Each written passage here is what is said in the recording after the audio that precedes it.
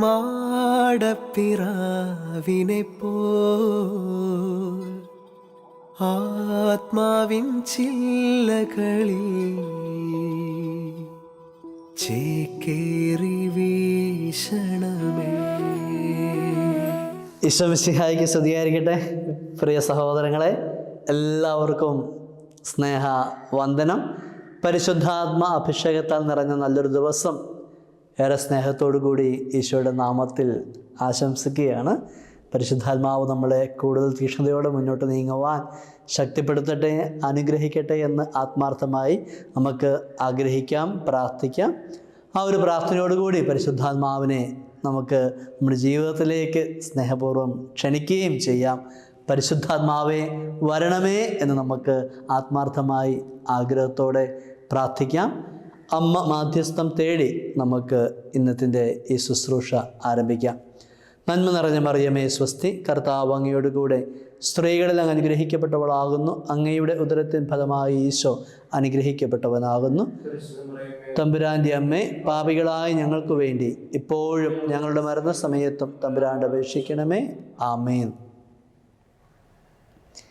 പ്രിയമുള്ളവരെ, പെന്തക്കോസ്താ ദിനത്തിന് വേണ്ടി ഏറ്റവും അടുത്ത് സന്തോഷപൂർവ്വം നമ്മൾ ഒരുങ്ങിക്കൊണ്ട് ഇരിക്കുകയാണല്ലോ.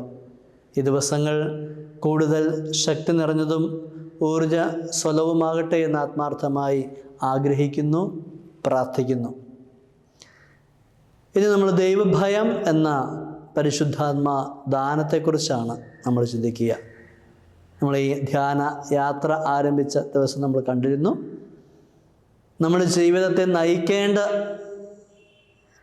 കാര്യങ്ങളാണ് പരിശുദ്ധാത്മാവിൻ്റെ ദാനങ്ങൾ എന്ന്.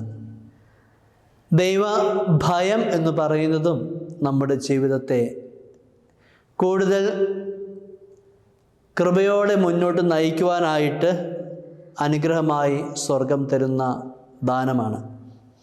പ്രഭാഷകൻ്റെ പുസ്തകം 2-ാം അധ്യായം 6-ാം തിരുവചനം നമ്മളിങ്ങനെ ഓർമ്മപ്പെടുത്തുന്നു: കർത്താവിനെ ഭയപ്പെടുന്നവർ അവിടുത്തെ ഇഷ്ടം അന്വേഷിക്കും. അപ്പോൾ ദൈവഭയം എന്ന് പറയുന്നത് കർത്താവിനെ പേടിച്ചോടുന്ന അവസ്ഥയൊന്നുമല്ലല്ലോ.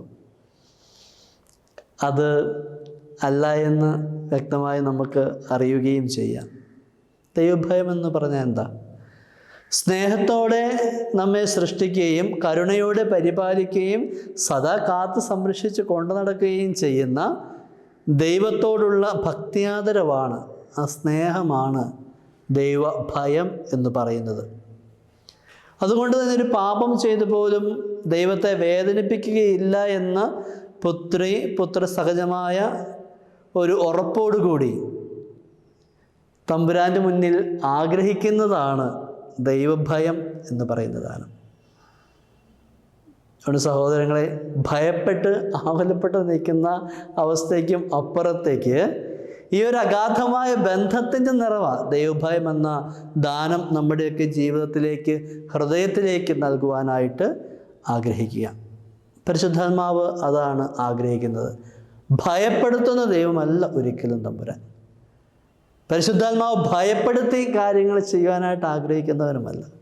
അതിനുമപ്പുറം ഈ സ്നേഹത്തിന് നിറവിൽ നിന്നുകൊണ്ട് ഞാൻ ഈ തെറ്റ് ചെയ്താൽ, ഈ അവസ്ഥയിലൂടെ കടന്നു പോയാൽ എന്നെ ഇത്രയധികം സ്നേഹിക്കുന്ന എൻ്റെ തമ്പുരാൻ വേദനിക്കുമെന്നല്ലോ എന്നുള്ള ആത്മാവിൻ്റെ ആ വേദന, അത് ആ തിന്മയിൽ നിന്നും അല്ലെങ്കിൽ ആ തെറ്റ് സാഹചര്യത്തിൽ മാറി നടക്കുവാൻ, നീങ്ങിപ്പോകുവാൻ വ്യക്തിയെ പ്രേരിപ്പിക്കുന്നു.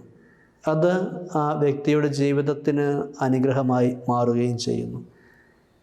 ചിലപ്പോഴെങ്കിലും നമ്മൾ പറയാറില്ല, ചില കാര്യങ്ങളൊക്കെ ചെയ്തു വരുമ്പോൾ, ഞാൻ എൻ്റെ അപ്പനെ ഓർത്താണ് അല്ലെങ്കിൽ അമ്മയുടെ മുഖം ഞാൻ ഓർത്തത് കൊണ്ടാണ് ഞാൻ ആ കാര്യം ചെയ്യാതിരുന്നത്.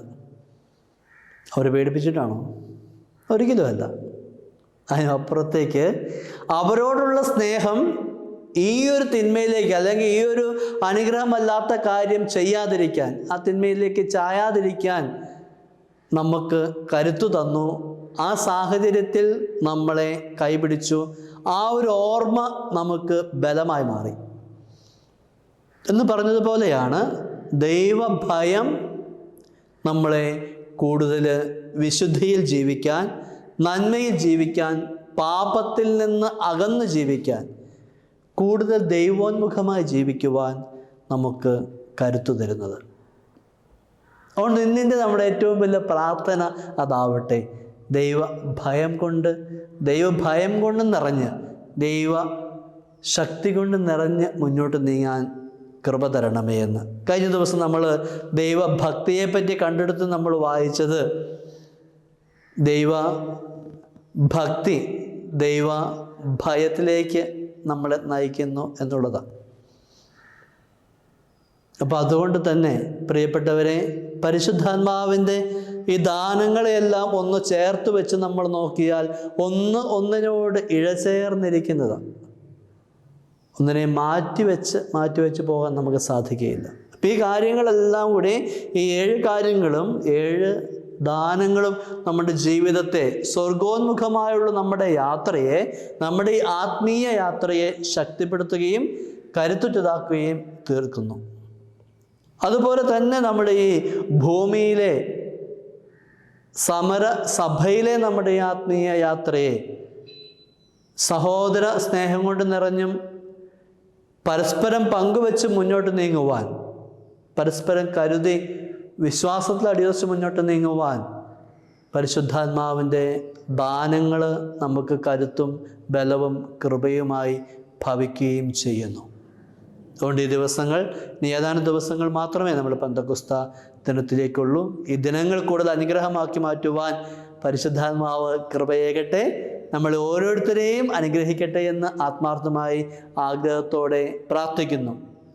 ഇനി ആർക്കെങ്കിലുമൊക്കെ പറ്റുന്നില്ലല്ലോ, അല്ലെങ്കിൽ പരിശുദ്ധാത്മാവിനെ അനുഭവിക്കാൻ പറ്റുന്നില്ലല്ലോ, അറിയാൻ പറ്റുന്ന സങ്കടങ്ങളുണ്ട് എങ്കിൽ തീർച്ചയായും കർത്താവിൻ്റെ കരുണയ്ക്കായി നമുക്ക് നമ്മുടെ ജീവിതങ്ങളെ ഏൽപ്പിക്കാം. ലൂക്കാസ് വിശേഷം 1-ാം അധ്യായം 37-ാം തിരുവചനം നമ്മൾ ഓർമ്മപ്പെടുത്തുന്നുണ്ടല്ലോ, ദൈവത്തിനൊന്നും അസാധ്യമല്ല. പ്രിയപ്പെട്ട മകളെ, കർത്താവ് നമ്മളെ ഏറ്റെടുക്കുന്നുണ്ട്, ഹൃദയത്തോട് ചേർക്കുന്നുണ്ട്. അവിടത്തേക്ക് ഒന്നും അസാധ്യമല്ല. ദൈവ അനുഭവം നിറഞ്ഞ ഒരു ജീവിതം നിനക്ക് തരുവാൻ, ദൈവകൃപയാൽ പൊതിയപ്പെട്ട ഒരു ജീവിതത്തോട് നിന്നെ മുന്നോട്ട് നടത്തുവാൻ പരിശുദ്ധാത്മാവിന് സാധ്യമാണ്, പരിശുദ്ധ തൃത്വത്തിന് സാധ്യമാണ്. അതിനുള്ള കൃപ ഈ ദിവസങ്ങളിൽ സ്വർഗം ശക്തിയായി നമ്മിലേക്ക് വർഷിക്കട്ടെ എന്ന് ആത്മാർത്ഥമായി നമുക്ക് പരസ്പരം പ്രാർത്ഥിക്കാം. തമ്പുരാൻ കരുണ ചൊരിയട്ടെ. നമ്മുടെ കർത്താവ് ഈശോ മിശിഹായുടെ കൃപയും പിതാവായ ദൈവത്തിൻ്റെ സ്നേഹവും പരിശുദ്ധാത്മാവിൻ്റെ സഹവാസവും നാം എല്ലാവരിലും ഉണ്ടായിരിക്കട്ടെ, ഇപ്പോഴും എപ്പോഴും എന്നേക്കും. ആമേൻ.